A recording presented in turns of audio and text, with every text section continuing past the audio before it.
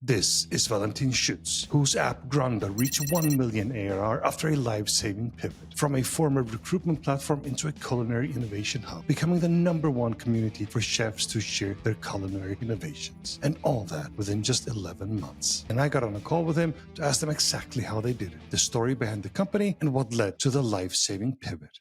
This is Raw Startup. I grew up in a hotelier family, so my parents are both chefs and had a restaurant and a hotel. And during that time, I studied in Germany. I did business and I received a phone call. So they called me and said, "Hey, we are thinking about closing the restaurant." And I asked, "Hey, why?" And they said, "Yeah, we don't find chefs anymore. You know, there used to be a lot of people applying, but it got super, super hard for them to find chefs. And that got their biggest problem." And I knew that they loved their restaurant and I wanted to help. And I did some research and I saw there is actually nothing out there. No way how you can actually hire chefs more globally, or at least in Europe. Valentin's journey began with a personal mission to solve a pressing issue for his family, leading to the creation of Granda. And I said, "Hey, no worries, I built you something. You know, I just wanted to build something for them." And it started as a blog. So I did a small blog. And then I thought, hey, that can be a business. And I always love to write code and build software. I dreamed of something like a LinkedIn for chefs and selling recruiting businesses for hotels and restaurants. That was the initial idea. We started the platform and it went really well. We won a couple of awards and got some funding. And really soon we were like the up and rising startup star in the hospitality industry in the German-speaking market. Granda quickly gained traction and established itself as a valuable recruitment tool for the hospitality industry. So at that point, we already envisioned this LinkedIn for chefs. And we were aware like, hey, if that should be your professional portfolio, you should be able to upload your dishes. You should be able to upload your recipes. You know, the hotels and restaurants see, hey, not just the CV, they see the actual work they do. The platform allowed the chefs to showcase their skills and provided a comprehensive recruiting solution for the hospitality industry. The infamous 2020 came along. And it's before this call, I thought, hey, let's check my calendar. It was super nice. In January and February, hey, you know, customers didn't close because of COVID and they're scared. The hotel, like, come on, in January. And I was thinking about my grandmother and she said, that's just a hoax. Don't use that now as an excuse. You know, we need to make sales. As the COVID-19 pandemic unfolded, Valentin recognized the imminent threat it posed to Granda's business model. Then I called one investor. He said, "Valentin, listen, this is going to be the worst fucking shit ever. Take precautions." And I like, "Huh? Why?" He said, "I'm in travel business since 20 years. I've seen various flus and the swine flu and how it impacted businesses. And I see this thing. This is a monster." And he already saw in Asia shutting down hotels and restaurants. He saw that and he said, that's going to be the worst ever. He put the panic in me really early. And that was already end of February. Valentin's proactive response to his investors' warning set the stage for a dramatic pivot. I called my co-founders. They were on vacation in the US. And I said, "Guys, we need to talk. This shit is going to be horrible." And my co-founder, "Man, we're in the US, you know, we're in a park, no worries, relax." I said, "Man, we need to make a finance plan." He planned with 50% of the existing revenue. I said, "Man, put zero there. Make a plan where we make zero revenue." And he said, "Valentin, you're completely crazy. There is no world I can imagine where we make zero revenue." Despite skepticism from his co-founders, Valentin pushed for immediate and drastic measures to ensure the company's survival. If we want to survive, we need to do it right now. We don't have time. March 13th, I went through the office, you know, office full of people. As my co-founders weren't there, I did all the conversations myself. It was really tough, really, really hard, but especially also for the people. And I'm really thankful because, of course, they were really understanding.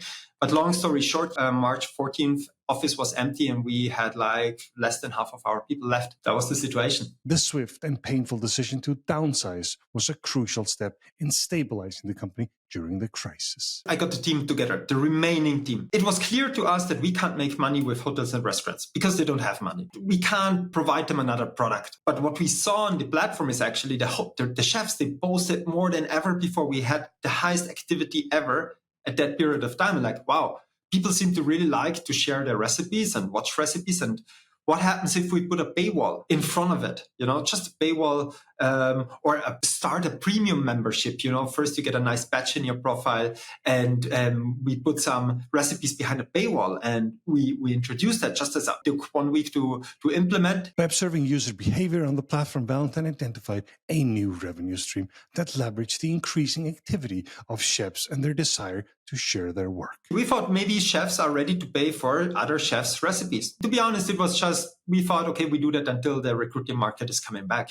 And we implemented this. And at first, it was actually just a badge. You didn't even see recipes for it. You just had this pro badge in your profile. And we saw people bought it. And then we put some recipes, and the revenue doubled and doubled and doubled and doubled. We saw that 20% of our subscribers are actually not chefs, they are foodies. And then we realized, okay, we're onto something. And within 11 months, we hit 1 million ARR, more or less profitably. The introduction of the premium membership and the paywall not only sustained the business, it also revealed a new market segment: foodies, who were eager to access professional recipes. After the pivot, the thing was growing organically because all the chefs who posted, so at one point we allowed them to also monetize their recipes, so we gave them a share of our subscription. That is just spreading worldwide because the chefs are worldwide. They have followership on Instagram from all over the world. At one point, we realized our biggest market is already the United States. And today, Grondr is used by 1 million chefs and another million foodies in the world to find inspiration, but especially the chefs use it really to build their portfolio,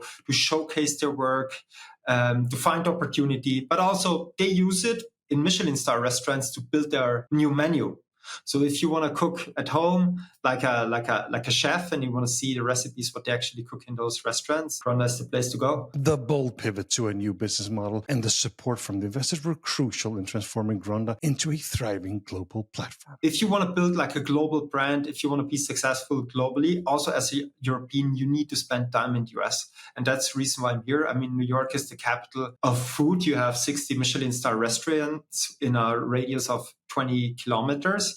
That's unique. Valentine's strategic relocation to New York underscores the importance of being in the right environment for business growth. So it is famously hard to sell to restaurants. How did you do that, Valentine? That's the main problem, to be honest. And we haven't figured out another way than just calling them. We needed to call them. And that's the reason why we had like this big sales team sitting in a room and just calling, each and every one. That's the only way we found. Persistence and direct communication were key in Grondr's initial success in selling to restaurants. You need to be fast. You need to invest aggressively. We didn't see that money really helps us to build this brand. We knew it's about time and it's about building a great product. To be honest, it sounds stupid, but it's true. I'm not sure if with recruiting we have ever come to that point. It's a global business. And that shows me always, that the quote, never leave out a good crisis. There is so much truth in it. There is so much truth in it. If you have the luck, but also like you have enough courage to try something and to test something, I think you can create a lot of value in a crisis. Valentin Schütz's story is a testament to the power of adaptability and resilience. By embracing change and seizing opportunities, his journey underscores the importance of making tough decisions quickly, leveraging user insight, and being in the right environment for growth. Entrepreneurs can learn from his experience that even in the darkest times, there are opportunities for innovation and success. Now stop watching, go build something.